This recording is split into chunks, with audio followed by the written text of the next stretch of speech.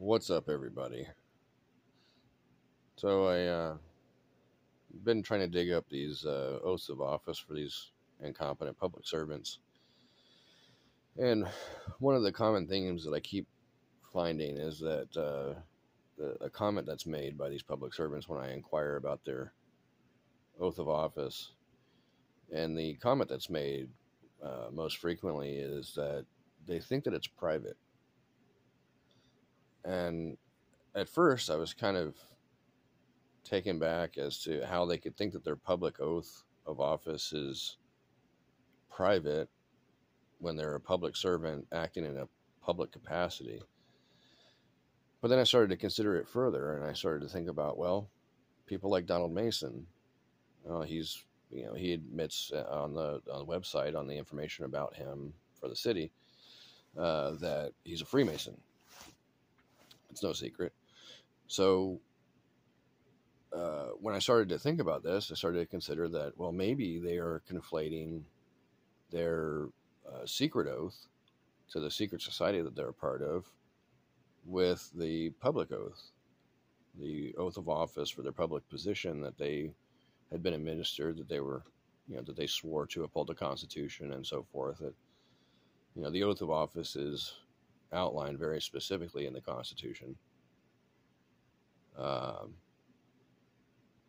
But with these public servants thinking that their oath is private, I can only conjecture or presume that they are conflating the two oaths and that they are thinking that I'm referring to their secret oath, because from what I've gathered, apparently these people, if they've taken a secret oath to a secret society prior to them taking office or public office and being administered a public oath, that they are to deem their secret oath as having superiority over the public oath, and that it somehow justifies them usurping their authority and using their position to help or protect their brothers or their fellow secret society members.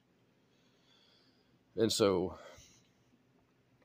if that's the case, then that is from my perspective, a clear and present danger to our constitutional republic and to the rule of law.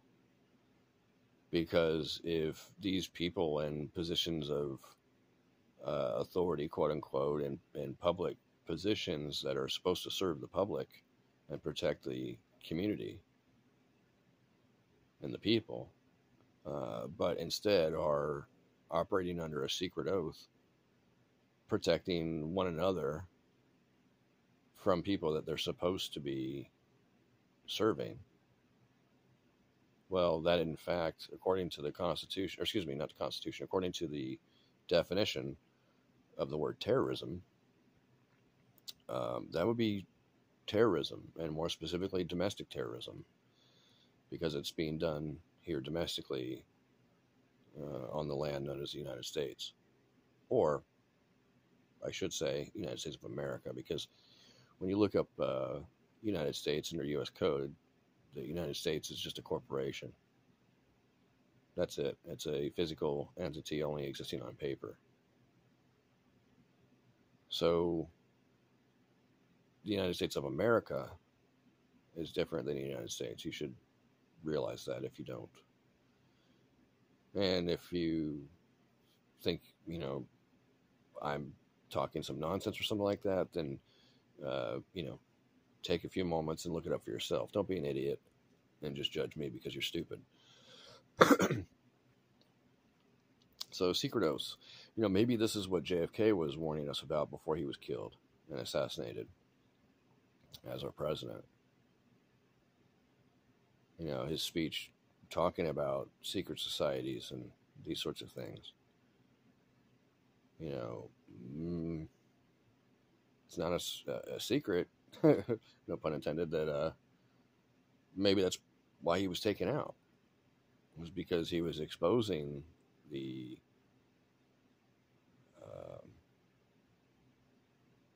the way in which these secret societies operate, and potentially them using their secret societies to overthrow the government and our rule of law and the Constitution. Because after all, from my perspective, that seems to be what I experienced.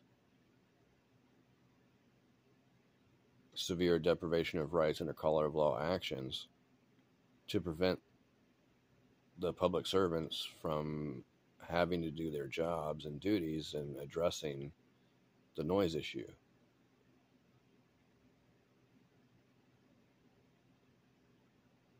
So I guess when there's no accountability, when many of these people have secret society brethren or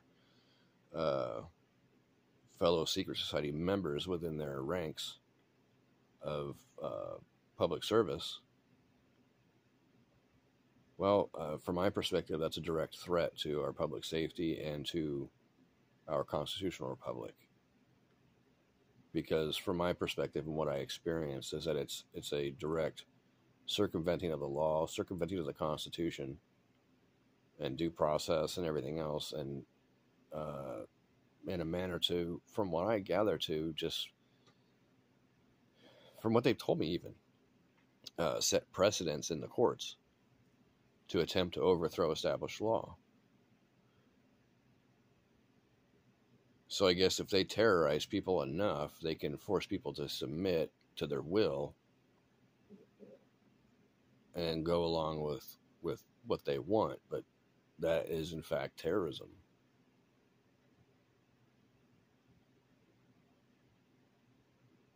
Now, I never thought in a million years that the terrorists would be the police officers, the public servants.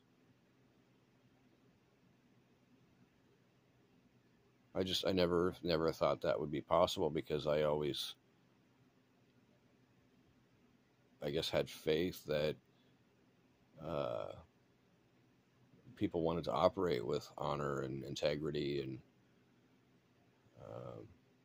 perform their duties with respect and honor. But it seems like all that's gone out the window. It seems like everywhere I turn, it's just a bunch of criminals or, how should I say, animals acting with criminal misconduct.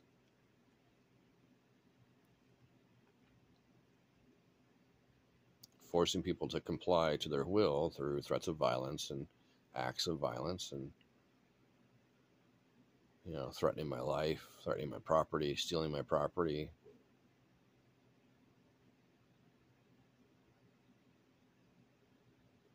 Seems to be a problem there.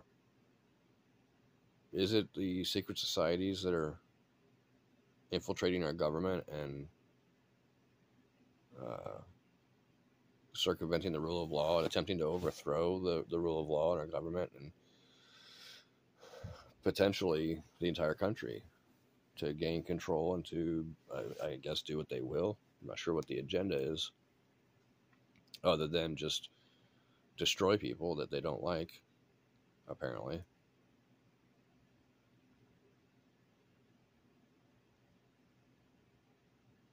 So you tell me, do you even know that secret societies exist? Do you even realize that that's a potential threat?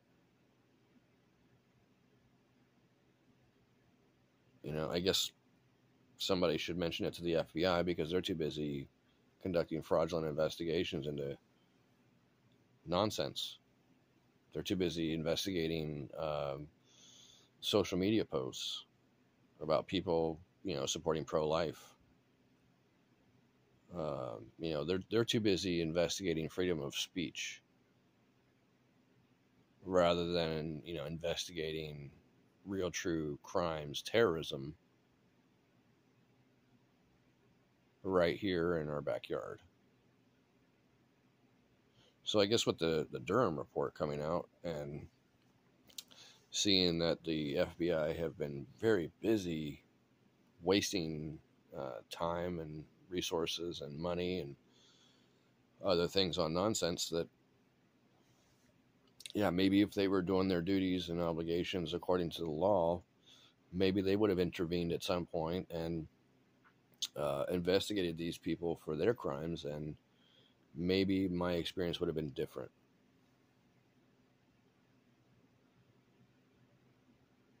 But nonetheless, it is, I hate to say it, but it is what it is. I've experienced what I've experienced. And now, because of the public servants from Zanesville and Muskingum County, Ohio, the trauma that they've caused in my life, the psychological and emotional damage that they've caused in my life, now I don't trust any public servants.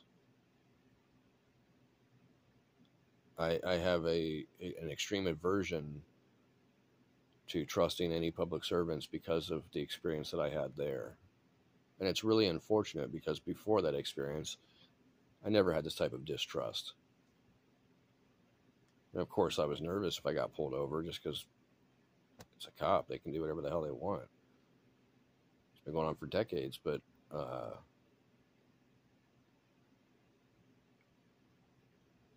yeah, I never had this level of distrust with public servants. And it's not just police anymore. Because of my interactions with Donald Mason, because of my interactions with the other officials within the city municipality government, these public servants not doing their jobs appropriately, not paying attention, not following the law, allowing me, a combat veteran, to be tortured at my property at all hours of the night. And instead of addressing the issue and, keeping the peace, so to speak, for the community, they attacked me. They had no duty to act towards me. I wasn't posing any threat. I never threatened anybody. I never did any of that. In fact, back in 2018, when I've got some recorded conversations with what's her name? Oh, I can't remember her name. Her last name's Miller now. She worked for the public service office at the time. But anyways, back in 2018, that was the first attempt that they made to throw fraudulent charges at me because they lied. Either this, I think it's Ashley Miller, I think that was her name. Either she had lied to the police department or Captain Phillips. So the police department filed a false fraudulent report claiming that I was at City Hall threatening violence. That's what the report said. It didn't say any specific threats. It just said threatening violence, which was ridiculous because, like I tried to explain to them, first of all, I was never at City Hall. That was the whole reason why I called. It was because I didn't trust these people from the beginning because of the way they acted. There's just something in my gut told me I couldn't trust them. And so I wouldn't go down there physically because I didn't trust them. I would call them on the phone and have conversations that I could record, which I did. And so in that situation, going back to 2018, which started this whole fiasco and this train of usurpations and violations of the law, racketeering and extortion. Even back then, they lied. And when I became aware of the facts, because at the time,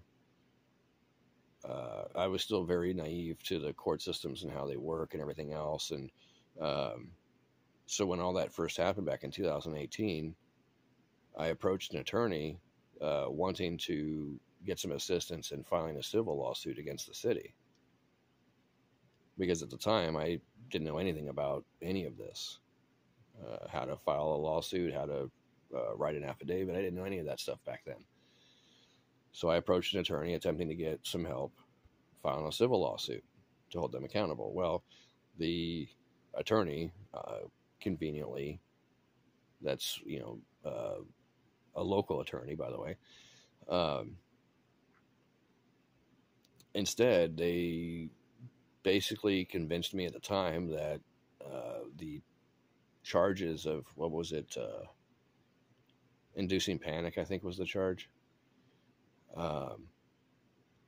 Was a serious offense, and that I needed to face it in court and all this blah blah blah blah blah. So they completely dismissed my civil suit and refused to help me with the civil suit, but then told me that they could help me get clear of this this frivolous charge of inducing panic because of the information. So at one point, after a couple of hearings, I found out that the attorney, what was his name? Chris something. I can't remember his name off the top of my head. He was working with the prosecuting attorney and the judge to get me committed to a mental hospital. And when I found this out, I fired the attorney immediately. And I went in to speak to the quote unquote magistrate, which was Andrew Joseph's father. I think he went by William Joseph. So the current, at least last I checked, the current municipal magistrate at Zanesville is Andrew Joseph, the son of his father, William Joseph, who is the previous magistrate who sat on that particular bench. Of course, they all tried to say it's not nepotism. It's not nepotism. If anybody wanted to avoid nepotism or the illusion or the idea or what's the term? Any idea of nepotism, then the right thing to do would be for that son to not take the position that his father was sitting in as if it was a private company and he's taking over for his dad. See, they should avoid all potential conflicts, and the right thing to do in that situation would be for Andrew Joseph to take a seat somewhere else in a different municipality or different county or what have you. The fact that he was allowed to sit on that bench is, I would, from my perspective, it seems to me that it's evidence of nepotism.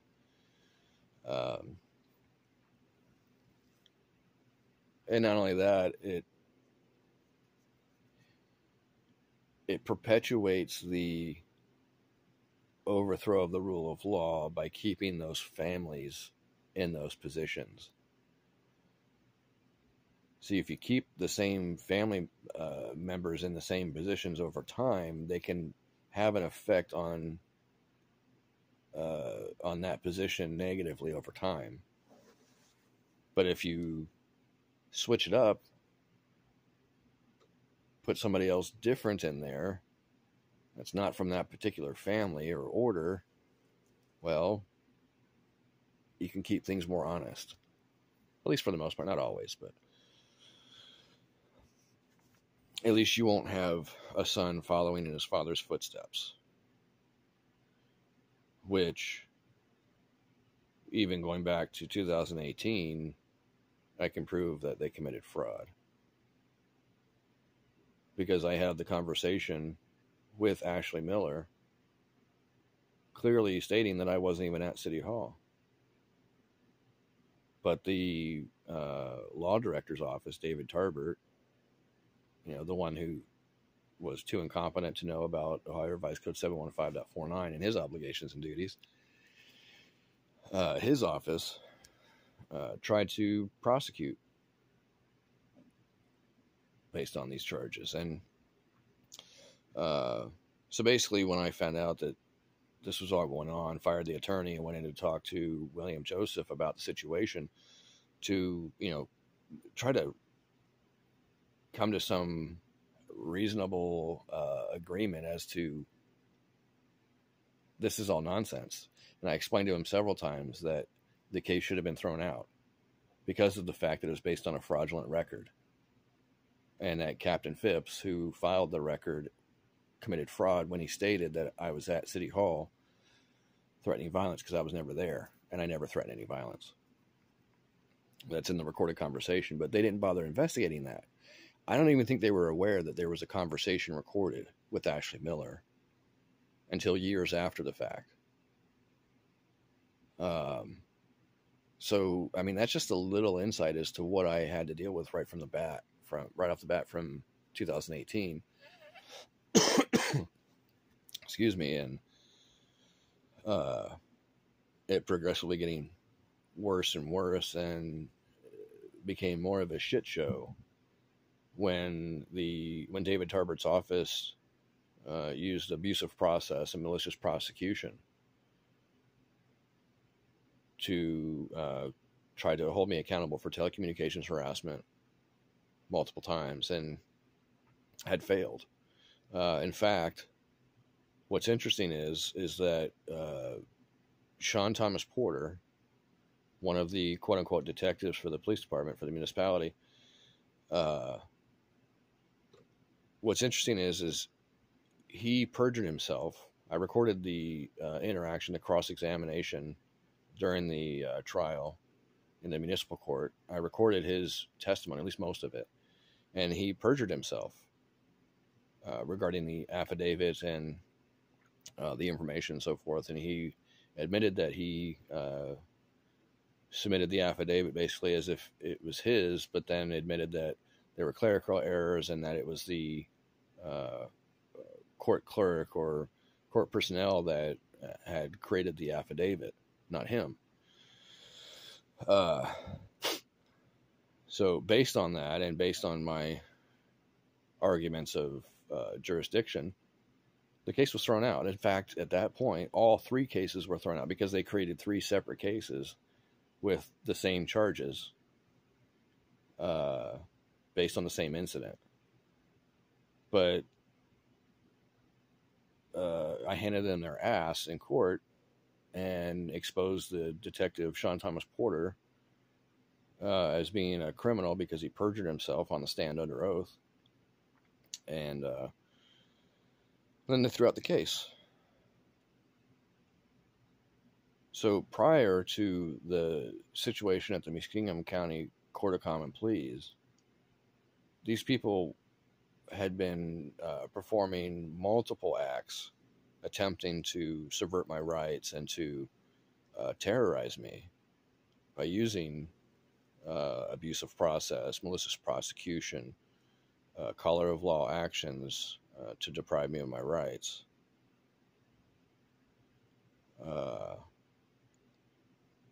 From the beginning. And so I think that's why it's a little more frustrating for me when I still have, so many people that are just completely dumb and want to make stupid comments and not pay attention to reality and the truth and the facts that I've presented here. Instead, would rather, show me what an idiot they are by making some dumb comment about me, claiming that I don't know what I'm talking about, or that I need, some psychological help or something to that effect. And it appears to me like they're gaslighting, because these people are so triggered by my experience that they feel the need to try to invalidate my experience or something. I don't know what they're even trying to do. I guess just gaslight me by projecting their own failures and shortcomings onto me. So I don't know. It always seems to make me laugh when I see some of these idiotic comments, and then I can't help but being, sarcastic and facetious at times, and, fire back a little just because that's my character. But anyways, to come back full circle to the original topic, speaking on the oaths of office, see, these people have operated in a manner that is in direct violation to their oath of office, to the Constitution, and to the rule of law. I've proven all of that. It's on the record, not just here at this YouTube channel, but it's on the record at the courts too. Zanesville Municipal Court and Muskingum County Court of Common Pleas. And so now it's just a matter of holding these people accountable and finding the agency that's willing to step in and perform a third-party investigation, an unbiased investigation into the situation, and to arrest these people for their crimes. But like I said, I guess it's a little difficult to have the FBI do that when they're, busy, I guess, uh, trying to affect election outcomes and, um, investigating sitting presidents and that sort of thing. Um, when they're supposed to be, I guess, protecting the people, or maybe that's, not part of their job anymore. Maybe it's just, they can do whatever they want under the idea of the guys that they're supposed to protect the people or the communities or whatever, or the country. And I mean, it's just amazing. I hear all these stories about, FBI agents being sent overseas to do investigations and doing all of these things, being sent to other countries and everything else. But, I guess maybe that's why they're too busy to, pay attention to the public servants from Ohio that are committing crimes. Because obviously the Ohioans don't give a shit. So, at any rate, yeah,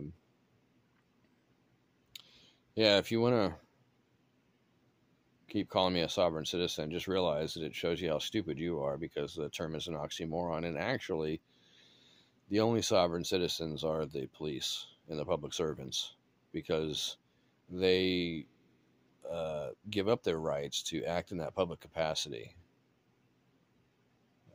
They're supposed to be held to a higher standard than most people because they're in that position, and it can be taken advantage of, and that's why they're supposed to be held to a higher standard. But they don't, and so they're the sovereign citizens. They're the ones that are citizens that have technically less rights than we the people, but are given more rights and abilities than we the people through things like qualified immunity.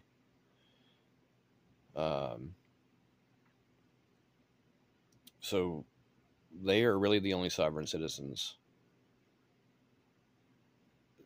And unless you understand what that term means, then you're just an idiot that is going to keep calling me a sovereign citizen because you don't know any better, because you're just an idiot. So yeah, I mean, it would behoove you all to pay attention and learn, and not wait for me to do it for you. I mean, I see these comments and I appreciate the positive comments, but when I've got people that are just waiting for me to do something else, or to, go through this process of obtaining the oaths of office and filing claims with the insurance and, filing the lawsuits in federal court and so forth, I guess I would just ask, why do you need me to be your daddy and show you how to do it? Why can't you figure it out for yourself? Why can't you contribute? Why don't you offer some information that might be beneficial to the situation, and to me achieving my goal of holding these people accountable, instead of just sitting back and waiting for me to do everything for you so I can show you how to do it? I mean, it tells me you're either lazy or you're stupid. But frankly, I'm just being honest with you, not trying to be pejorative towards you, because like I said, I like the positive comments, but I would almost rather have an idiot put up a shitty comment than